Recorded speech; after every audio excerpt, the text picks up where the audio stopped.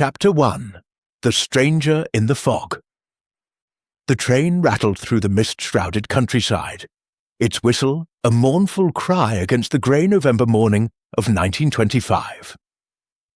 I, Arthur Hastings, sat opposite my old friend Hercule Poirot, whose small, fastidious figure was wrapped in a heavy overcoat, his eyes fixed on the window, as if the swirling fog might yield some hidden truth.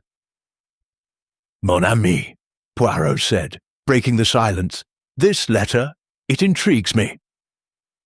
A summons to Ashwick, a village of no consequence, and yet the urgency, it is palpable, non?" He tapped a neatly folded letter against his gloved hand, his moustache twitching with curiosity. I leaned forward, adjusting my scarf against the chill seeping through the carriage. "You still haven't told me much about it, Poirot. Who sent it, and why are we traipsing to some dreary manor in the middle of nowhere?" Poirot's eyes gleamed. "Patience, Hastings. The letter is from a certain Lady Eleanor Blackthorne, mistress of Blackthorne Manor. She speaks of a grave matter, but gives no details, only that my presence is required immediately. Such vagueness, it is deliberate, I think. It is the silence between the words that speaks loudest." The train slowed, and soon we disembarked at Ashwick Station, a forlorn platform swallowed by fog. A taciturn driver awaited us, his face half hidden by a scarf, and without a word, he ushered us into a waiting motor car. The journey to Blackthorne Manor was a silent one, the road winding through skeletal trees and damp fields, the air thick with an eerie stillness. As we approached the manor, its silhouette emerged like a spectre, a sprawling Georgian edifice, its windows dark and unwelcoming. The driver halted at the iron gates, and we were met by a butler, a gaunt man with eyes that darted nervously. "Monsieur Poirot, Captain Hastings," he said, his voice low, "Lady Eleanor awaits you." "But first, there is a complication." Poirot's brow arched. "A complication, monsieur? Speak plainly, if you please."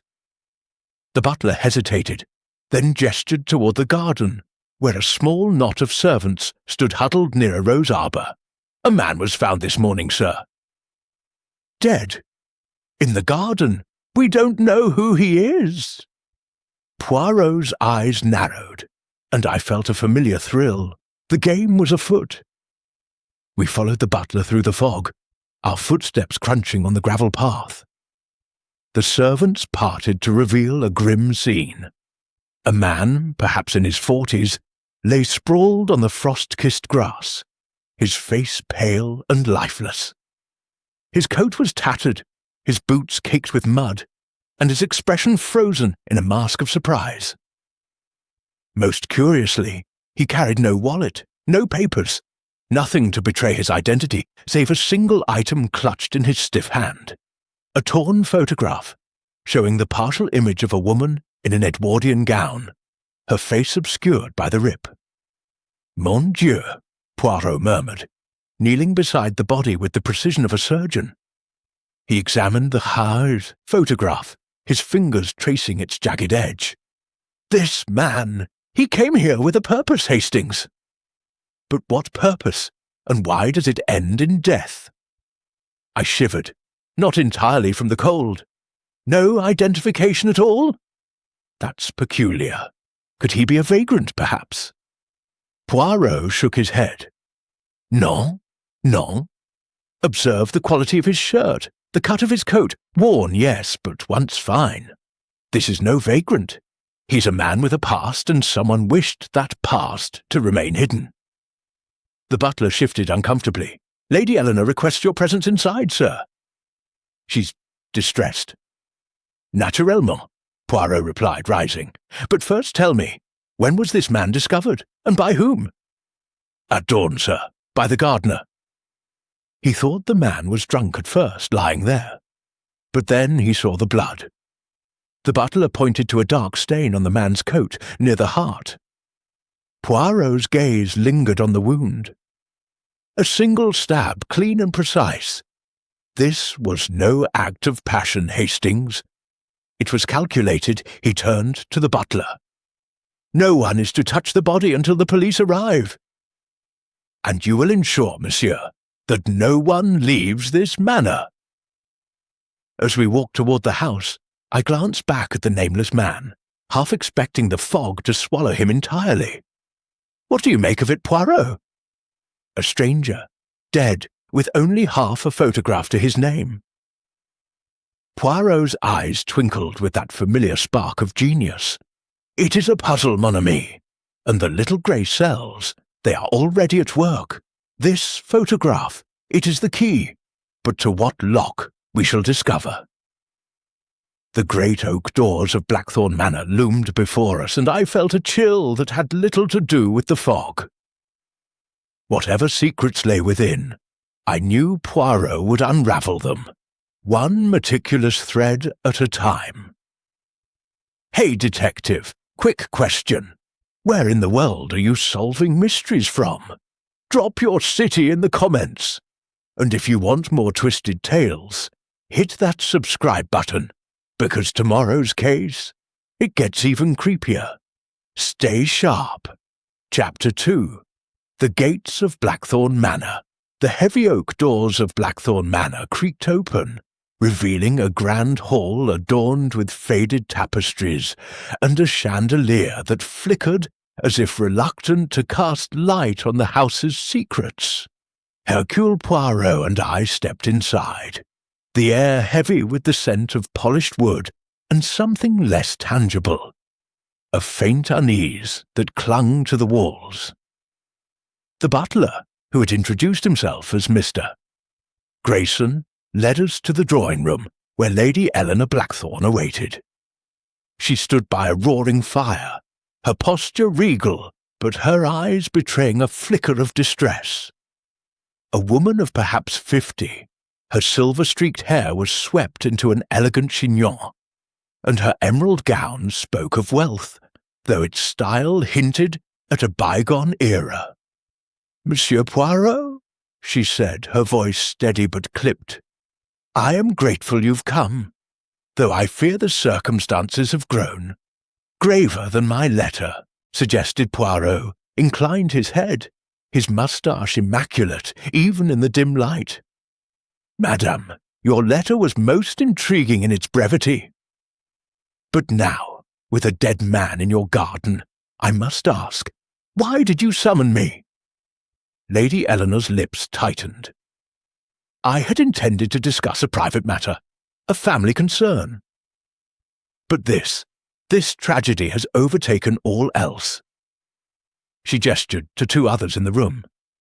"My son Charles and Miss Clara Vaughan, our governess." Charles Blackthorn, a tall man in his late 20s, lounged in an armchair, his handsome features marred by a sullen expression. His tweed suit was impeccably tailored, but his tie was askew, as if he cared little for appearances today.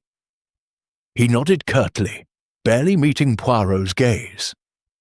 Miss Clara Vaughan, by contrast, stood near the window, her hands clasped tightly. She was younger, perhaps 30, with auburn hair pinned neatly and eyes that darted nervously toward the garden. Her plain grey dress suggested modesty, but there was a sharpness in her gaze that intrigued me.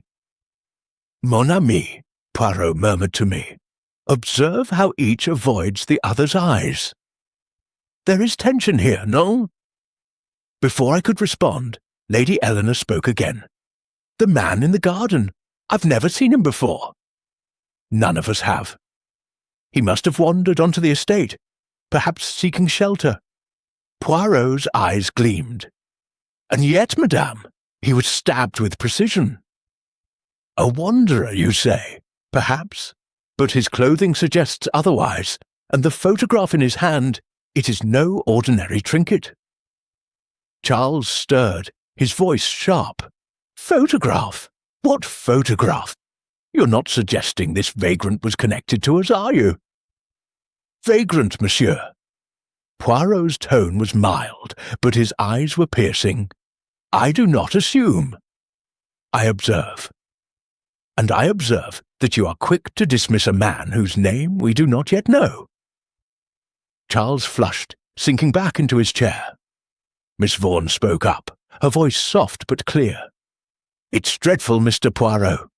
To think someone died so close to the house. I saw no one last night, but I confess, I was in my room, reading." Poirot turned to her, his head tilted. "Reading, mademoiselle? At what hour did you retire?" "By 10 o'clock, she replied, her fingers twisting a handkerchief. "I heard nothing unusual." "And you, Monsieur Charles?" Poirot asked, his gaze shifting. Charles shrugged. "I was out late, at the village pub. Returned around midnight." The house was quiet. Lady Eleanor interjected. "My son often keeps late hours, Monsieur Poirot. But I assure you, we were all abed when this incident occurred." Poirot smiled faintly. "Assurances are charming, madame, but the little grey cells, they prefer facts. Tell me, who else resides in this manor?"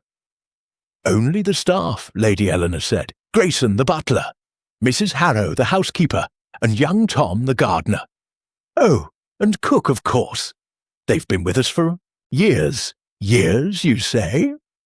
Poirot's voice was almost a purr. "Loyalty is admirable, but loyalty can hide many things, no?" A tense silence fell. I glanced at Poirot, who seemed to relish the discomfort. "Madame," he continued, "I must see this private matter you mentioned in your letter. It may illuminate why a man lies dead in your garden." Lady Eleanor hesitated, her eyes flickering to Charles, then Miss Vaughan.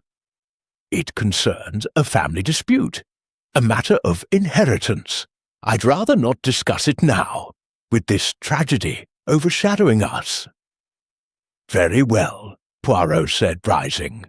"But I will need to speak with each of you alone, and I must examine the manor.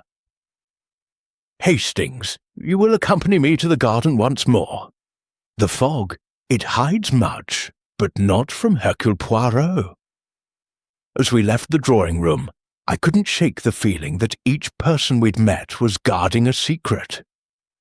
Charles's sullenness, Miss Vaughan's nervous glances, Lady Eleanor's evasiveness, they formed a puzzle as murky as the fog outside. And that torn photograph, clutched in a dead man's hand, seemed to whisper of truths yet to be uncovered. Chapter 3. The torn photograph. The fog had thickened outside Blackthorn Manor, cloaking the garden in a ghostly veil, as Hercule Poirot and I returned to the scene of the crime. The nameless man lay undisturbed, his lifeless form a stark contrast to the vibrant roses nearby, now dusted with frost. Poirot knelt beside the body, his gloved hands carefully extracting the torn photograph from the man's rigid fingers. "Mon ami," Poirot said, holding the fragment aloft, "this is no mere keepsake. It is a message, perhaps a warning. Observe the quality of the paper, the precision of the tear. This was not an accident." I peered over his shoulder. The photograph showed the lower half of a woman in an Edwardian gown, her hand resting on a cane, a glimpse of a garden in the background. The tear bisected the image cleanly, leaving the woman's face a mystery. "It's old, isn't it?" I ventured. "Could it be from before the war?" Poirot's eyes gleamed. "Précisément, Hastings. The style of the dress, the sepia tone, it suggests the early 1900s. But why does a man carry such a relic, and why is it torn? These are the questions that stir the little grey cells." He rose, tucking the photograph into his pocketbook, and turned to the gardener Tom, a lanky youth with dirt-stained hands who hovered nearby. "Monsieur Tom," Poirot began, his voice deceptively gentle, "you found the body at dawn, oui? Tell me exactly what you saw Tom shifted, his cap twisted in his hands. "I was pruning the roses, sir, when I saw him lying there. Thought he was a tramp at first, passed out from drink. Then I saw the blood, and ran for Mr.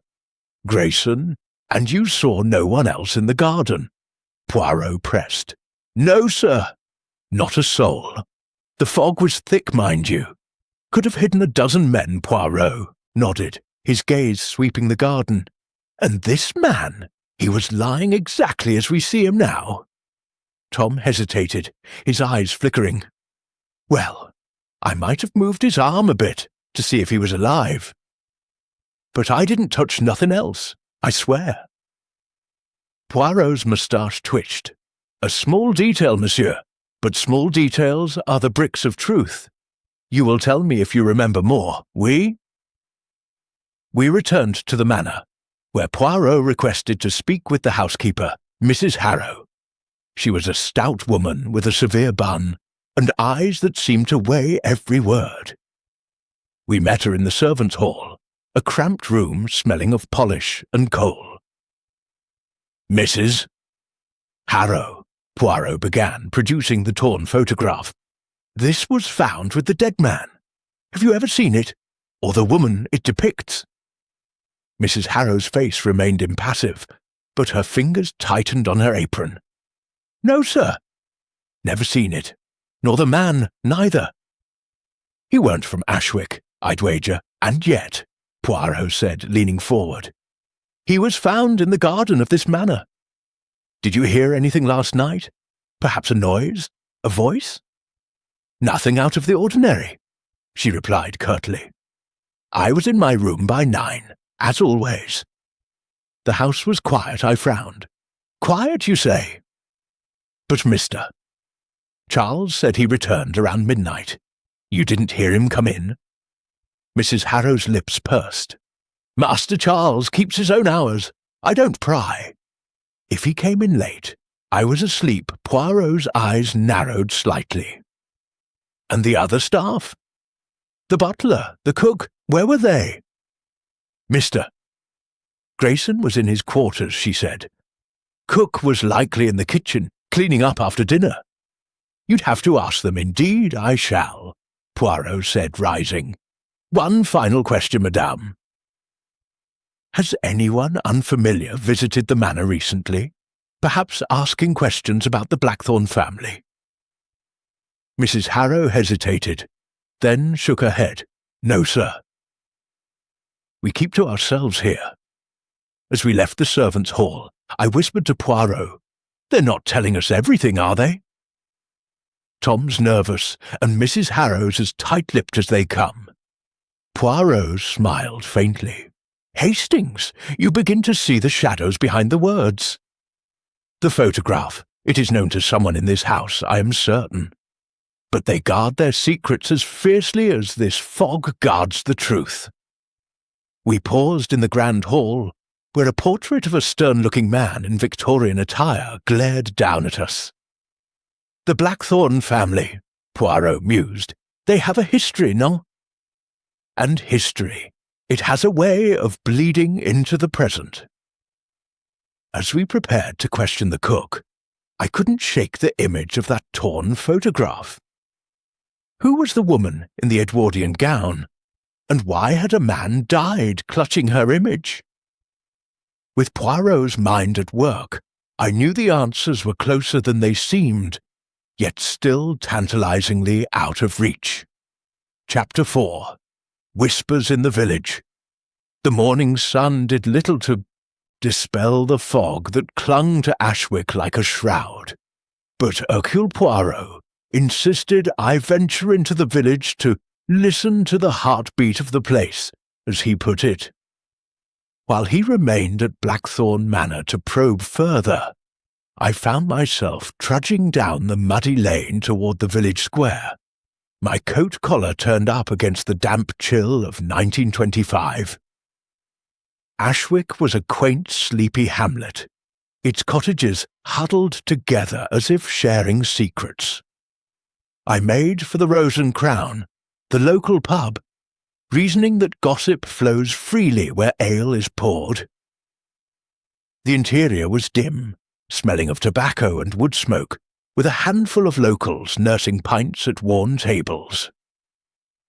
The barmaid, a rosy-cheeked woman named Molly, greeted me with a curious smile. "You're one of them up at the manor, ain't you?" she said, wiping a glass. "Heard about the dead man?" "Queer business, that," I nodded, settling at the bar.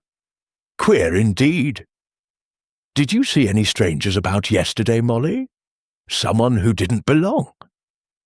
She leaned closer, her voice dropping. "Not yesterday, but there was a fellow a week back, asking odd questions about the Blackthorns. Rough sort, with a limp. Didn't give a name, just drank his pint and left." My pulse quickened. "Questions? What sort?" "About the manor, mostly. If Lady Eleanor still lived there, whether her husband was about. Old Mr. Blackthorn's been dead 10 years, mind, so that struck me as peculiar." I pressed her further, but Molly's knowledge ended there. A grizzled farmer at the next table, overhearing us, chimed in. "The Blackthorns ain't been right since that business with the heiress years ago. Vanished, she did, back in 2005. Some say she ran off with a lover, others say worse. An heiress?" I asked, my mind racing. "Who was she?"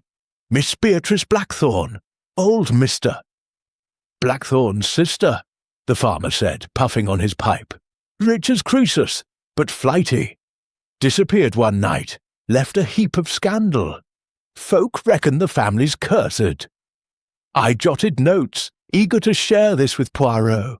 The village was abuzz with such tales, each more fanciful than the last, but the mention of Beatrice Blackthorn felt significant.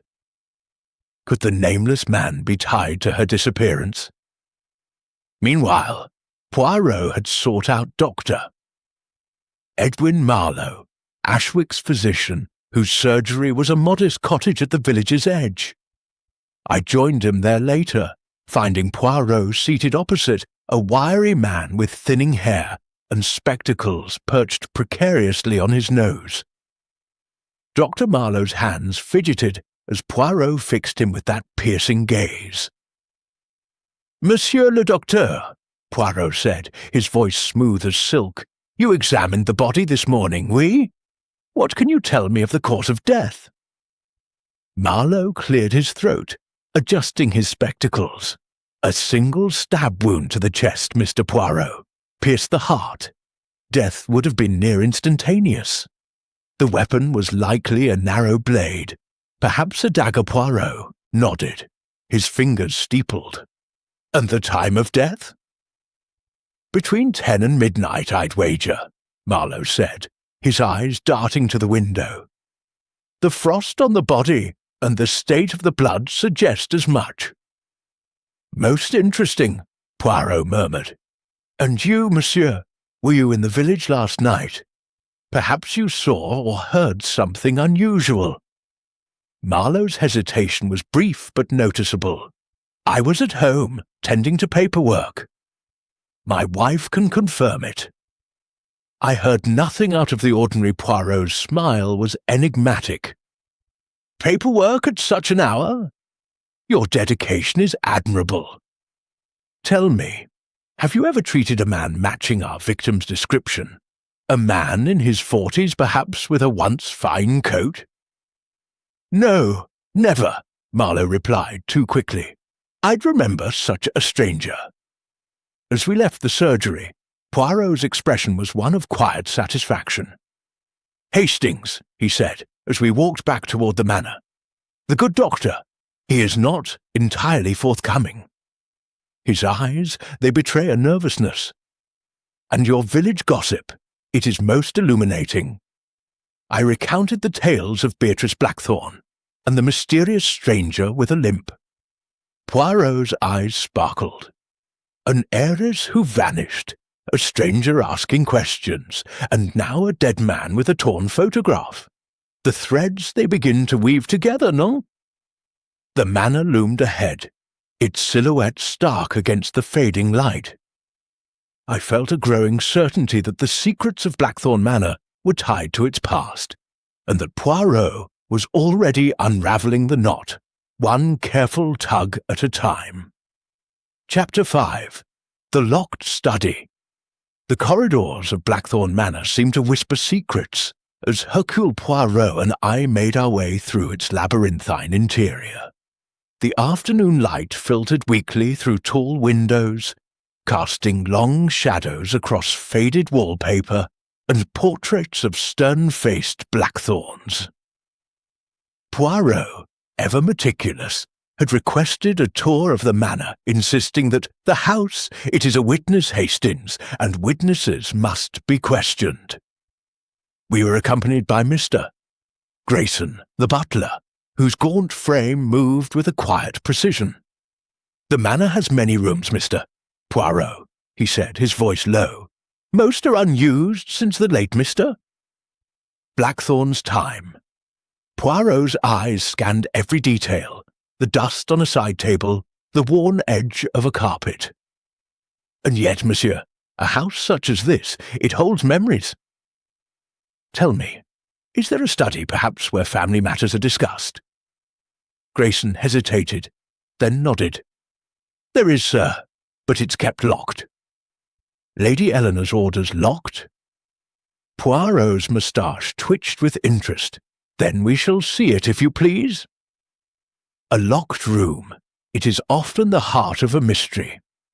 Grayson led us to a heavy oak door on the second floor, its brass handle tarnished. He produced a key with reluctance, and the door creaked open to reveal a study frozen in time. A mahogany desk dominated the room, strewn with papers and ledgers. A single window overlooked the garden where the nameless man had met his end, and the air carried a faint mustiness, as if the room had been sealed for years. Poirot's gaze darted to the desk. "Mon ami," he said to me, "observe the order, or rather the disorder. These papers, they are not merely forgotten. They have been disturbed." I peered at the scattered documents, bills, letters, and what appeared to be a financial ledger. One sheet caught my eye. A draft of a will, dated 1904, naming Beatrice Blackthorn as a primary beneficiary. "Good Lord, Poirot," I said, "this must be connected to that missing heiress the village mentioned." Poirot nodded, leafing through the ledger. "Most curious, Hastings. Look here. Entries from recent months, showing large sums withdrawn from the Blackthorn accounts. Yet Lady Eleanor claims the family's wealth is secure. Why then these withdrawals?" Before I could respond, Lady Eleanor appeared at the door, her face pale but composed. "Monsieur Poirot, I was not informed you'd be entering my late husband's study." Poirot turned, his expression bland but his eyes sharp. "Madame, a man is dead in your garden. To find the truth, I must explore every corner, even those you prefer locked. These papers suggest financial strain. Were you aware of these transactions?" Lady Eleanor's hand tightened on the doorframe. "My husband handled such matters before his passing. Charles has since taken over, but I assure you, our finances are in order." "And yet," Poirot said, holding up the ledger, "these sums are substantial." Were they perhaps to pay a debt, or to silence someone? Her eyes flashed. "I resent the implication, Monsieur Poirot." "Those are private family matters. Unrelated to this tragedy." Poirot inclined his head. "Perhaps, madame. But the little grey cells, they are curious. You said last night the house was quiet, yet your son returned at midnight. Did you hear him enter?" Lady Eleanor hesitated, her composure faltering. I was asleep by then. I keep early hours." "Indeed," Poirot murmured, his tone deceptively mild. "And this study, when was it last used?" "Not since my husband's death," she replied quickly. It's a place of memories, nothing more." Poirot's gaze lingered on her, then shifted to a small ink blot on the desk, fresh and glistening. "Memories, madame? Yet this ink, it is recent. Someone has been here, and not long ago." Lady Eleanor's lips parted, but no words came. Grayson, standing silently by, shifted uncomfortably. I felt a prickle of excitement. Poirot was onto something as always. As we left the study, Poirot whispered to me, "Hastings, the lady protests too much, no? The locked door, the fresh ink, the hidden withdrawals. These are not the signs of an innocent household. And this, Beatrice Blackthorne. Her shadow looms large. The manor's walls seem to close in around us as we descended the stairs, the weight of its secrets pressing heavier with each step. I knew Poirot's mind was already piecing together the puzzle. But the torn photograph, the nameless man, and now this locked study. What did they conceal? Only Poirot, I suspected, could find the thread that bound them all. Chapter 6. The Shadow of the Past. The fog had begun to lift from Ashwick, but within Blackthorne Manor a different kind of haze lingered, one woven of secrets and half-truths. Hercule Poirot, his eyes alight with purpose, had insisted we return to the village to pursue the thread of Beatrice Blackthorne, the vanished heiress whose name seemed to haunt every whispered rumour. It was late afternoon, and the manor's oppressive silence urged us outward, as if the house itself wished to guard its past. In the village, we made for the small library, a musty room tucked behind the church, where an elderly librarian, Miss Pringle, kept meticulous records of Ashwick's history. Her spectacles gleamed as she greeted us, clearly intrigued by the presence of the famous detective. "Monsieur Poirot," she said, her voice quivering with excitement, "I've read of your cases in the papers. To what do we owe this visit?" Poirot's smile was disarming. "Mademoiselle, I seek the history of Blackthorne Manor, particularly concerning a certain Beatrice Blackthorne. The village speaks of her disappearance in 1905. Have you records, perhaps newspapers, that might illuminate this event?" Miss Pringle's eyes widened, and she bustled to a shelf stacked with yellowed periodicals. "Oh, the Beatrice affair. It was the talk of Ashwick for years. A dreadful scandal." She retrieved a crumbling newspaper, dated October 1905, and placed it before us. The headline screamed, "Heiress vanishes from Blackthorne Manor." The article detailed how Beatrice Blackthorne, then 25, had disappeared without a trace after a grand ball at the manor. She was the younger sister of the late Mr. Reginald Blackthorne, Lady Eleanor's husband, and stood to inherit a fortune. Rumours abounded. Some claimed she eloped with a forbidden lover. Others whispered of foul play. A grainy photograph accompanied the story, showing a young woman in an Edwardian gown, her hand on a cane, standing in a garden. I gasped, recognizing the pose. "Poirot!" I whispered, pointing at the image. "That's the same gown as in the torn photograph." Poirot's fingers traced the page, his expression one of quiet triumph. "Précisément, Hastings. The nameless man carried a piece of this very image, but why only half? And why now, 20 years later?" Miss Pringle leaned in, her voice low. "There were whispers, Mr. Poirot, that Beatrice didn't vanish willingly. Some said she was dispatched to secure the Blackthorne fortune. But nothing was ever proven." Poirot's eyes narrowed. "And who benefited from her disappearance, mademoiselle?" "Well," Miss Pringle hesitated. "Reginald Blackthorne inherited her share, of course. He married Lady Eleanor soon after, and they took control of the estate back. At the manor, Poirot confronted Lady Eleanor in the drawing-room, where she sat with a cup of tea, her composure as brittle as the porcelain. Charles lounged nearby, his expression sour, while Miss Clara Vaughan lingered by the window, her face pale. "Madame," Poirot began, producing the newspaper.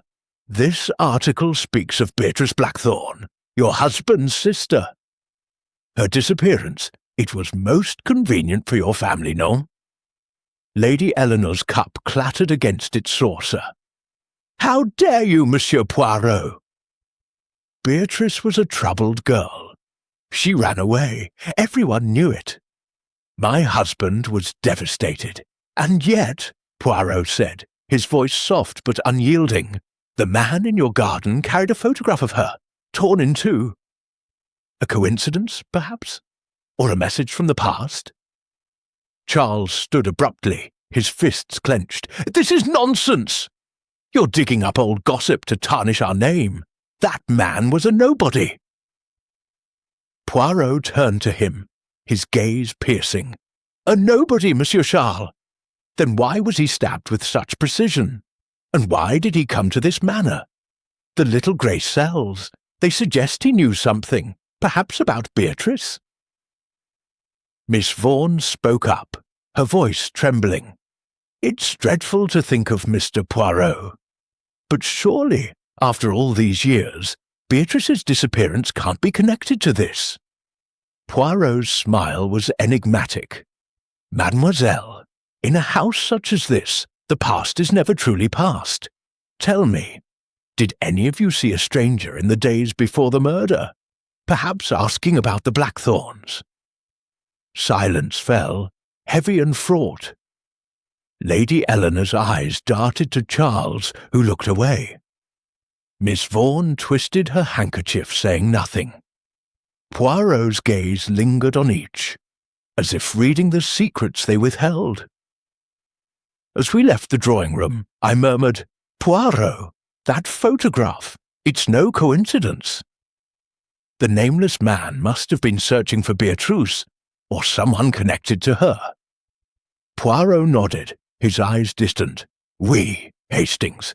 The shadow of Beatrice Blackthorne stretches long, and I suspect our nameless man walked in that shadow. But to what end? That, mon ami, is the heart of our puzzle." The manor's clocks chimed, marking the hour, and I felt a chill that had little to do with the evening air. The past was stirring, and with it, the truth about the nameless man's death. Chapter 7. The Governess's Secret. The evening shadows lengthened across Blackthorne Manor, casting the drawing-room in a sombre glow as Hercule Poirot and I continued our investigation. The air was thick with unspoken tension, each resident of the manor guarding their thoughts as carefully as the locked study upstairs. Poirot, however, was undeterred, his mind a razor slicing through the fog of deception. He had requested a private audience with Miss Clara Vaughan, the governess, whose nervous demeanour had piqued his curiosity from the start. We found her in the library, a cavernous room lined with dusty tomes, where she sat with a book unopened in her lap. Her auburn hair caught the lamplight, but her eyes, wide and wary, betrayed her unease. "Monsieur Poirot, Captain Hastings," she said, rising quickly, "I trust you're making progress." Poirot's smile was disarming, but his gaze was unrelenting. "Mademoiselle Vaughan, progress is made by asking the right questions, and I have questions for you. You have been most reserved, non? Tell me, what is your connection to the man who lies dead in the garden?" Miss Vaughan's hands trembled, clutching her handkerchief. "I told you, I never saw him before. I was in my room that night, reading, as I said." "Oui, reading," Poirot repeated, his tone gentle but probing. "And yet, mademoiselle, your eyes, they tell a different story. When I spoke of the torn photograph, you looked not to me but to the floor. Why?" Her lips parted, then closed as if wrestling with a truth too heavy to speak. "It's nothing," she said at last. "The photograph. It reminded me of someone I once knew, long ago." But it's irrelevant. Poirot leaned forward, his voice soft as velvet. "Irrelevant, mademoiselle? In a murder, nothing is irrelevant. This photograph, it shows a woman in an Edwardian gown, perhaps Beatrice Blackthorne, who vanished from this very house. Did you know her?" Miss Vaughan's face paled, and for a moment I thought she might faint. "Beatrice Blackthorne," she whispered. I was only a child when she disappeared. I grew up in London, far from here. But I heard stories." "Everyone did, and the nameless man," Poirot pressed. "Did you see him before his death? Perhaps in the village, asking questions?" She hesitated, her fingers twisting the handkerchief into knots. I may have seen him a few days ago near the church. He looked lost, out of place. He asked me if the Blackthornes still lived at the manor. I told him yes and walked away. That's all." Poirot's eyes gleamed. "And you did not think to mention this before?" "Mademoiselle, such omissions, they are dangerous in a house where murder has been done." "I didn't think it mattered," she cried, her voice breaking. "He was a stranger." "I had no reason to think he'd end up dead." I exchanged a glance with Poirot. Her distress seemed genuine, but her reluctance to elaborate was maddening. "Miss Vaughan," I said, "if you know anything more, anything at all, you must tell us. A man's been murdered." She looked away, her eyes glistening. "There's nothing more to tell." "I swear it." Poirot rose, his expression unreadable. "For now, mademoiselle, I will accept your words." "But the little grey cells, they are not so easily satisfied. You will remain in the manor, oui?" As we left the library, I whispered, "She's hiding something, Poirot." "That story about seeing the man in the village, it's too convenient." "Précisément, Hastings," Poirot replied, his voice low. "Miss Vaughan knows more than she says, but fear holds her tongue." Is it fear of the killer, or fear of her own past? That is the question. We paused in the hall, where a grandfather clock ticked ominously, marking the hours of a day that felt endless. The torn photograph, Beatrice Blackthorne's disappearance, and now Miss Vaughan's guarded admission, they were pieces of a puzzle, but the picture remained elusive. I knew Poirot's mind was already at work, sifting through the lies, and I felt a familiar thrill. The truth was close, yet still veiled in the manor's shadows. Chapter 8. A Midnight Discovery. The night had draped Blackthorne Manor in a cloak of darkness, the fog thinning to reveal a sky pricked with stars. Inside, the manor was silent, save for the occasional creak of its ancient timbers.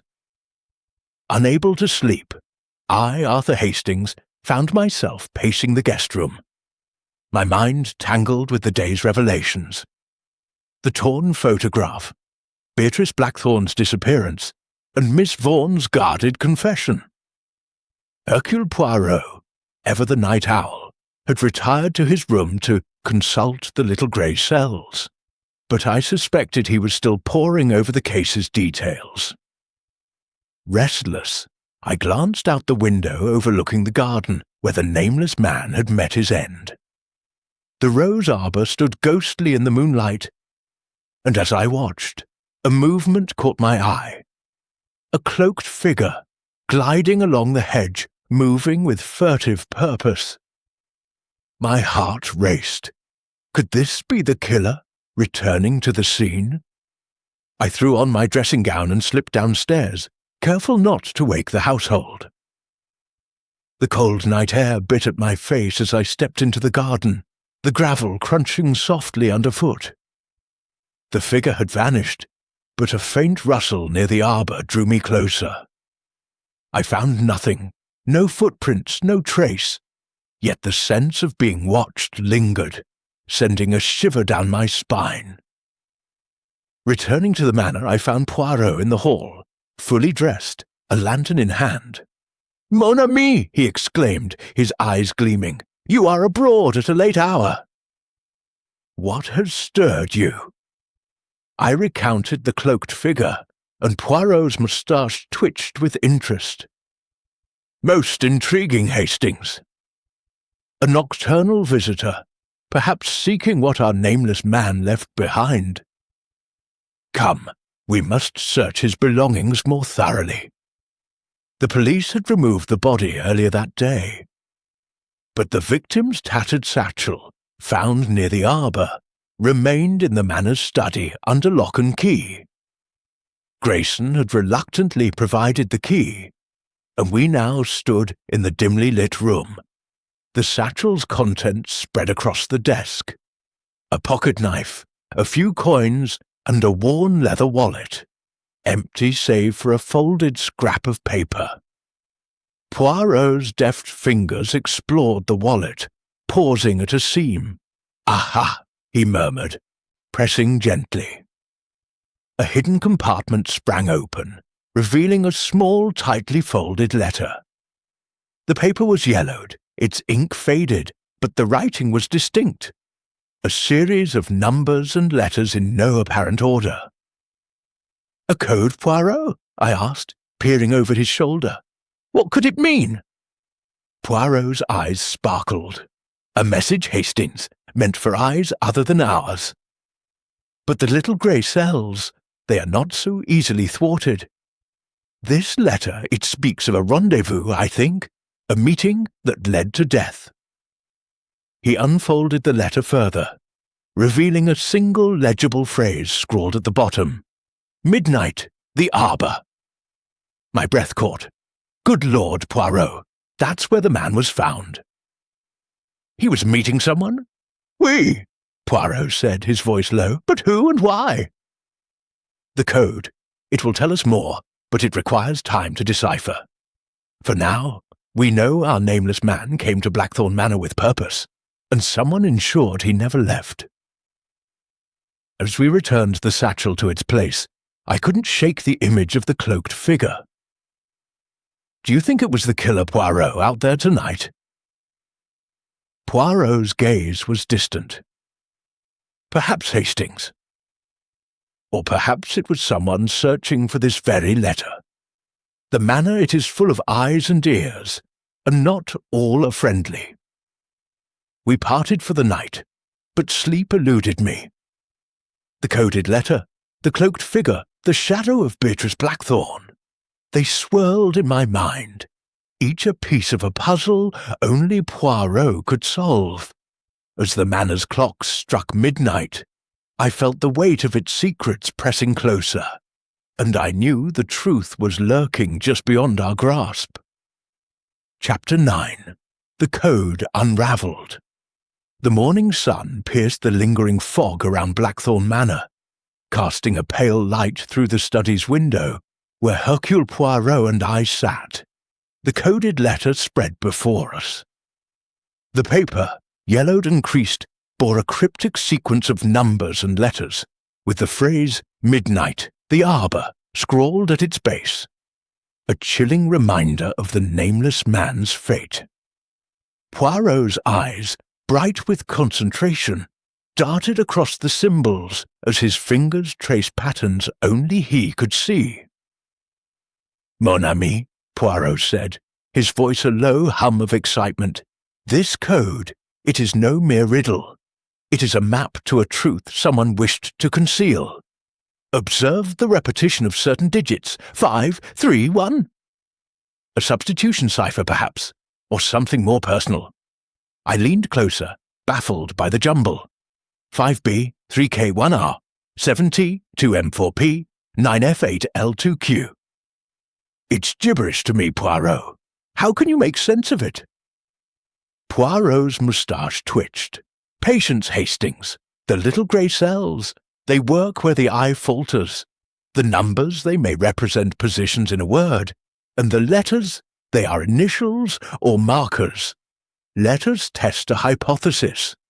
He scribbled in his notebook, pairing letters with the alphabet sequence, then paused, his pen hovering. Aha! The phrase midnight, the arbor. It is the go, key. The numbers correspond to letters in this phrase, adjusted by a simple shift. Watch. After several minutes of calculations, Poirot's pen produced a deciphered message. Meet E at arbor. Reveal truth. He sat back, his expression triumphant. E. Hastings. An initial perhaps for Eleanor, or another we have yet to uncover. The nameless man came to meet someone at midnight, to reveal a truth, and was silenced for it. I frowned. Lady Eleanor. But she claims she was asleep. And what truth could he have known? Before Poirot could reply, the study door burst open, revealing Charles Blackthorne, his face flushed with anger. Monsieur Poirot, this has gone far enough.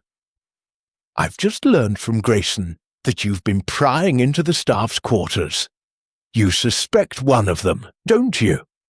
They've betrayed us. Poirot raised a hand, his calm unshaken. Monsieur Charles, to accuse is easy, but to prove, that is the challenge. Why do you think the staff have betrayed you? Charles paced, his voice rising. They've been whispering, skulking about. I saw Tom, the gardener, near the arbor last night, after you found that letter. And Mrs. Harrow, she's always eavesdropping. They know something, I'm sure of it.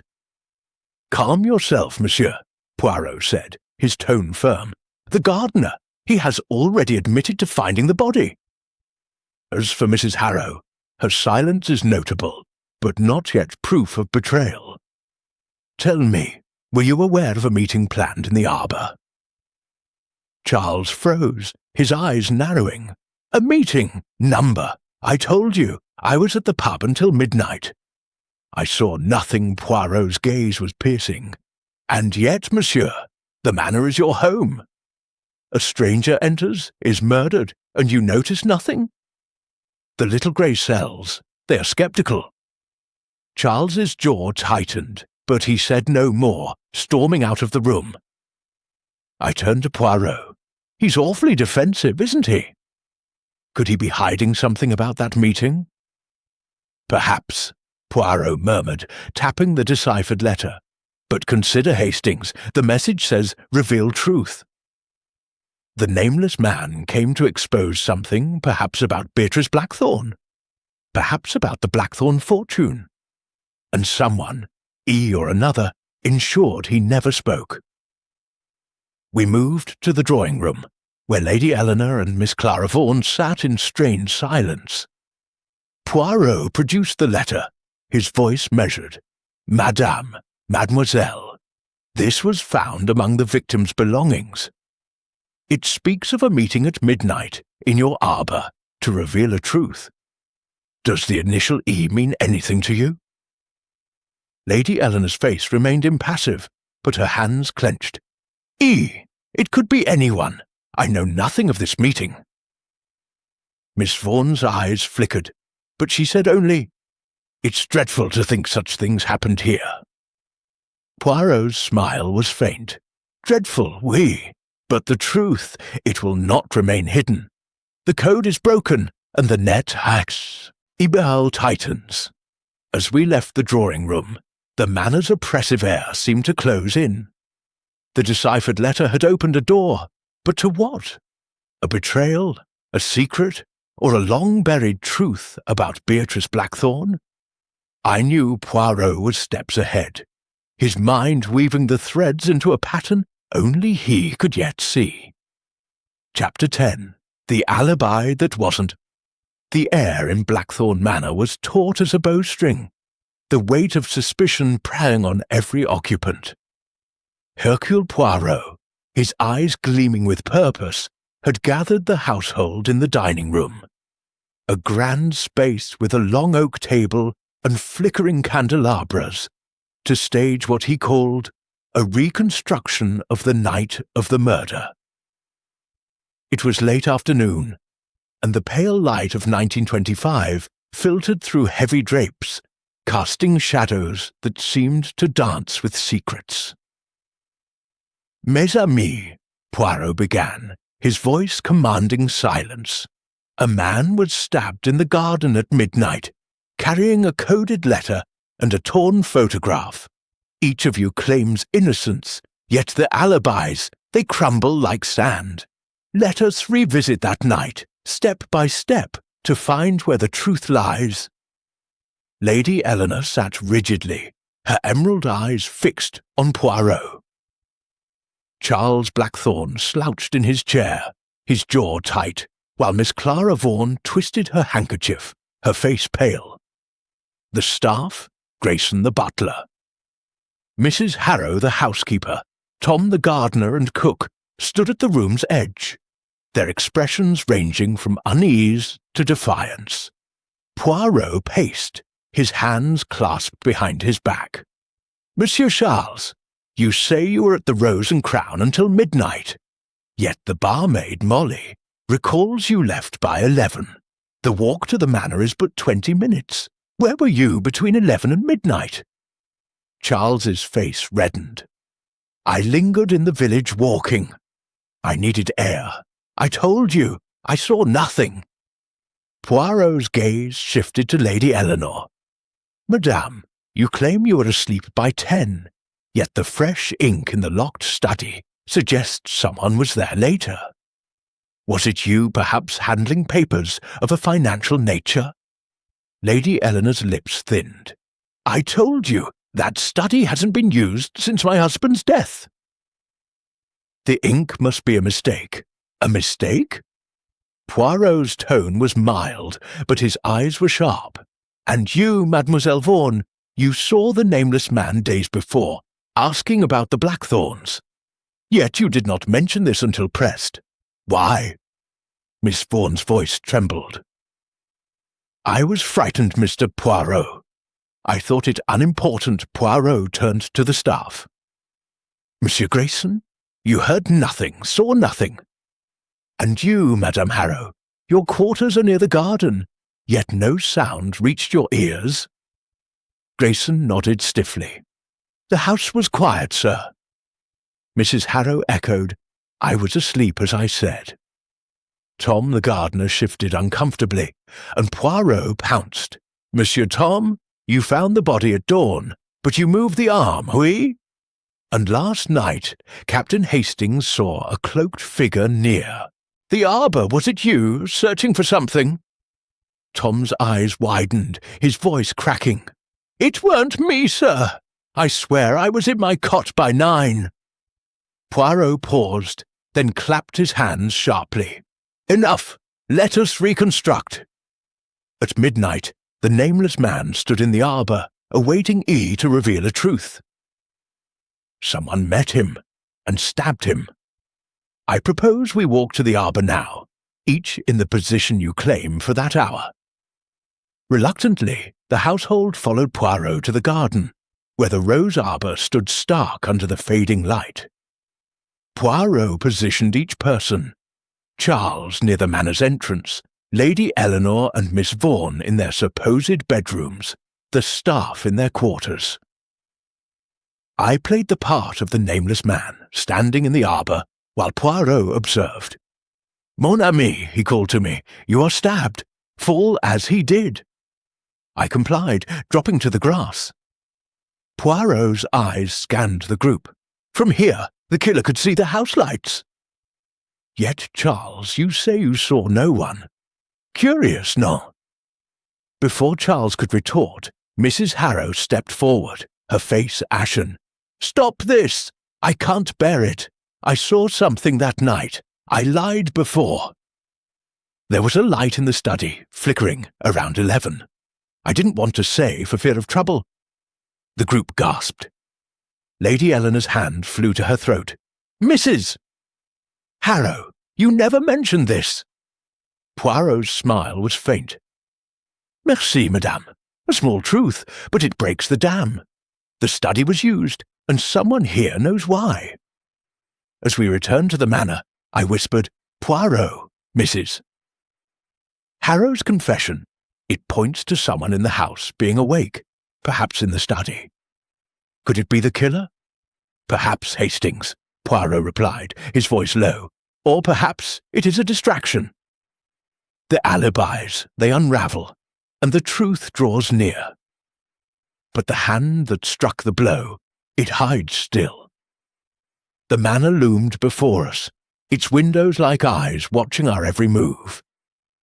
Mrs. Harrow's confession had cracked the facade, but I knew Poirot was far from satisfied. The nameless man's killer was close, and the net was tightening. Chapter 11. The Ghost of Blackthorn. The atmosphere in Blackthorn Manor had grown oppressive, as if the very walls were closing in with the weight of secrets too long buried. It was the evening of our second day in Ashwick, and Hercule Poirot had summoned the household to the drawing-room for what he called a reckoning with the past. The fire crackled in the hearth, casting flickering shadows across the faces of Lady Eleanor, Charles Blackthorn, Miss Clara Vaughan, and the staff, Grayson, Mrs. Harrow, Tom and Cook, all seated in uneasy silence. Poirot stood before the fireplace, his small, fastidious figure commanding the room. "Mes amis," he began, his voice steady, "a man lies dead in your garden, carrying a torn photograph and a coded letter. These clues, they point to a truth that has haunted Blackthorn Manor for 20 years, the disappearance of Beatrice Blackthorn. Tonight, we will face her ghost." Lady Eleanor's face paled, her hands gripping the arms of her chair. "Monsieur Poirot, this is absurd. Beatrice ran away. Her disappearance has nothing to do with this tragedy." Poirot's eyes gleamed. "Non, madame, the little grey cells, they disagree. Let us examine the facts. In 1905, Beatrice Blackthorn, an heiress, vanished after a ball at this manor. Her fortune passed to her brother, Reginald, your late husband. The nameless man carried a photograph of Beatrice, torn in two, and a coded letter arranging a meeting to reveal truth. This truth, I submit, concerns her fate." Charles leapt to his feet, his voice sharp. "You're accusing us of something monstrous!" "My aunt was a reckless girl who eloped. Everyone said so." Poirot raised a hand. "Patience, Monsieur Charles. The evidence, it tells a different story. The photograph, it matches one published in a 1905 newspaper. The coded letter deciphered points to a meeting with E. Perhaps Eleanor, perhaps another. And the locked study, with its fresh ink and financial records, suggests a motive tied to money." Miss Vaughan's voice trembled. "But what happened to Beatrice?" "Is she dead?" Poirot turned to her, his gaze piercing.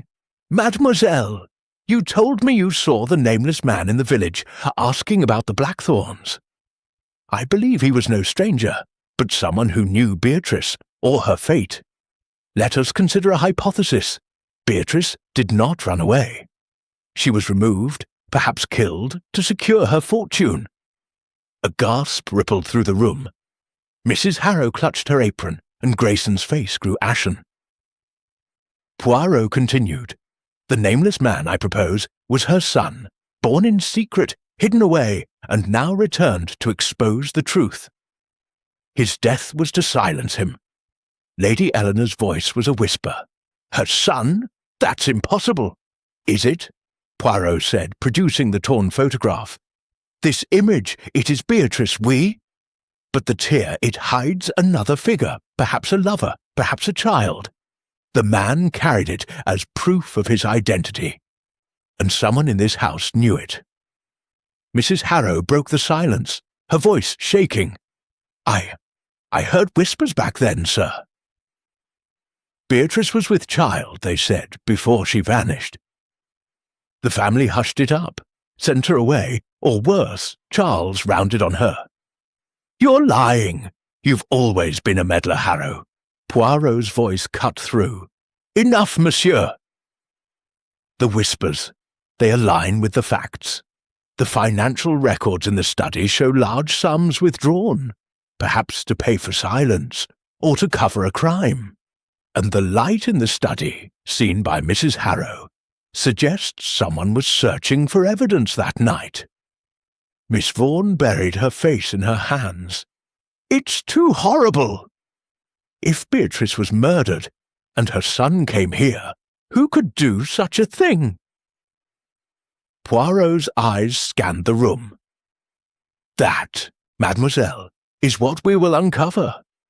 Tomorrow I will reveal the killer's identity and the nameless man's true name. For now, no one leaves this manor." As the group dispersed, their faces etched with fear and suspicion, I whispered to Poirot, "Good Lord, her son? That's a bombshell, Poirot. But how can you be sure?" Poirot's smile was faint. "The little grey cells, Hastings. They pieced together the puzzle. The photograph, the code, the rumours, they all point to a child hidden, a mother lost, but one piece remains, the hand that struck the blow." The manor's clocks chimed, marking the hour, and I felt a chill. The ghost of Beatrice Blackthorne loomed large, her story intertwined with the nameless man's death. Tomorrow, I knew, Poirot would lay bare the truth, and I could hardly wait to see the final piece fall into place. Chapter 12. The Final Twist. The drawing-room of Blackthorne Manor was a stage set for truth, its heavy drapes drawn against the grey dawn of 1925. The household, Lady Eleanor, Charles Blackthorne, Miss Clara Vaughan, Grayson, Mrs. Harrow, Tom and Cook, sat in a tense semicircle, their faces a mosaic of dread and anticipation. Hercule Poirot stood before them, his small frame radiating authority, his moustache immaculate as he prepared to unravel the mystery of the nameless man. "Mes amis," Poirot began, his voice a calm beacon in the storm.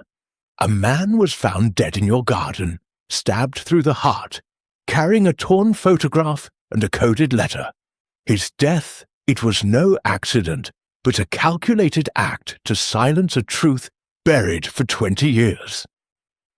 Today, Hercule Poirot will reveal his name and his killer." Lady Eleanor's hands trembled, while Charles's jaw tightened. Miss Vaughan's eyes were fixed on the floor, and the staff shifted uneasily. I, Arthur Hastings, stood by Poirot, my heart pounding with anticipation. "Let us begin with the victim," Poirot said, producing the torn photograph. "This image, it is of Beatrice Blackthorne, who vanished in 1905. The tear, it hid another figure, a man, perhaps a lover." The coded letter deciphered spoke of a meeting with E to reveal truth. This man was no stranger, but James Vaughan, the son of Beatrice Blackthorne. Born in secret and raised in obscurity, a gasp rippled through the room. Miss Vaughan's head snapped up, her face ashen. "Vaughan?" she whispered. "That's impossible." Poirot's eyes gleamed. "Non, mademoiselle. You, Clara Vaughan, are his sister, are you not? The child of Beatrice's secret union, hidden to protect the Blackthorne fortune. You came to this manor not as a governess, but to seek the truth of your mother's fate." Clara's hands covered her face, tears streaming. I suspected, but I wasn't sure. James found me in London, told me he was my brother, that our mother was murdered here. He came to confront the Blackthornes, to demand justice. Poirot nodded, and that, mes amis, brings us to the night of the murder. James Vaughan arranged to meet Eleanor at the arbour, but it was not Lady Eleanor who met him. He turned to the butler, Grayson, whose gaunt face had gone deathly pale. "It was you, Monsieur Grayson, who stabbed James Vaughan. Grayson leapt to his feet. "That's preposterous! I was in my quarters." "No," Poirot said, his voice cutting like a blade. "The little grey cells, they see clearly. You were in love with Beatrice Blackthorne, were you not? In 1905, you were a young footman, devoted to her. When she fell pregnant, Reginald Blackthorne, fearing scandal, had her killed to secure her fortune. You helped cover it up, believing it would protect her child. But James returned, threatening to expose the truth. The room was silent, save for Clara's soft sobs. Poirot continued, the fresh ink in the study. "It was yours, Grayson, as you forged a letter to lure James to the arbour. The cloaked figure Hastings saw. It was you, ensuring no evidence remained. The photograph, torn to hide your own image beside Beatrice, was your mistake." Lady Eleanor's voice was a whisper. "Grayson? You knew?" Grayson's shoulders slumped, his face crumpling. "I loved her," he rasped. "Reginald swore Beatrice's death was an accident, that the child would be safe. I kept silent for years. But when James came, asking questions, I knew he'd ruin everything. I met him, begged him to leave. He wouldn't listen. I panicked. Charles lunged forward, fury in his eyes. "You killed to protect my father's crime? You betrayed us all." Poirot raised a hand. "Monsieur Charles, your anger is just but you too suspected. The financial withdrawals, they were your attempts to buy James's silence, no? You feared his claims on the Blackthorne estate." Charles sank back, speechless. Poirot turned to Clara. "Mademoiselle, your brother sought vengeance, but it cost him his life. You too sought the truth, but your silence nearly shielded a murderer." Clara wept. "I didn't know. I only wanted to understand what happened to our mother." Poirot's gaze softened. "The truth, it is painful, but it is free. Grayson, you will face justice, and the ghost of Beatrice Blackthorne may now rest." As the police, summoned earlier, led Grayson away, the manor seemed to exhale. Lady Eleanor stared into the fire, her composure shattered. Charles stormed out, and Clara remained, her grief a silent testament to the past. Outside, as we prepared to leave Ashwick, I turned to Poirot. "That photograph, Poirot. How did you know it showed Grayson?" Poirot smiled faintly. "The tear, Hastings. It was too precise, meant to hide a lover's face." Grayson's devotion, his nervous glances, they betrayed him. The little grey cells, they see what the heart conceals. The fog had lifted, and Blackthorne Manor stood stark against the dawn. Justice had been served, but the scars of betrayal lingered.